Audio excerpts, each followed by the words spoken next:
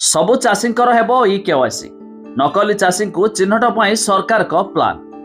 जदि आपण जने चाषी होइथिबे ए कथा जानि रखिबा निहाती जरूरी, काहेकि ना एबे आपण को कराबा को पड़िबो ई केवाईसी। कोन रहिछ अपडेट जहा में वीडियो रे जानिबा शेष पर्यंत देखंतु, जाकी चाषी मानक पई आसीगला एक बड़ खबर। ता पूर्वरु वीडियो को लाइक करंतु, सब्सक्राइब करना थिले एबे सब्सक्राइब करि पाखर थिबा घंटी चिन्ह को दबाई दिंतु। सबु चाषींकर हेबो ई केवाईसी नकली चाषी को चिन्हट करने को ई केवाईसी करिवे सरकार। चलित मास 19 तारिख पंजीकरण आरंभ होइथिया बेले अगस्ट 20 तारिख पर्यंत चलिबो। तबे एही पंजीकरण समय समस्त चाषी ई केवाईसी करने को मंत्री परामर्श दैछथि।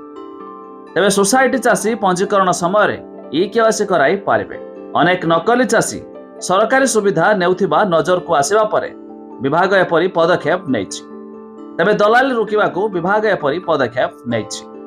विभिन्न स्थान रे समस्या उपजिबा परे चाषी पंजीकरण को सरलीकरण कले राज्य सरकार।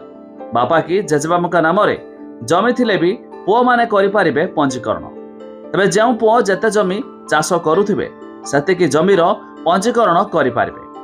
जदि जणे भाई सबु जमी चाष करूछि तबे तांकु अन्य भाईंकर लिखित स्वीकृतिनामा पंजीकरण समय दाखल करिया बोली कहिसंती जुगाण मंत्री कृष्णचंद्र पात्र। तेबे जदि आपण भी जणे चाषी होइथिबे ए कथा निहाती जानि रखंतु, खूब शीघ्र मध्ये आपण को ई केवाईसी करबा को बाध्यता कराइछि, अर्थात जहार शेष तारीख अगस्ट मास 20 तारिख।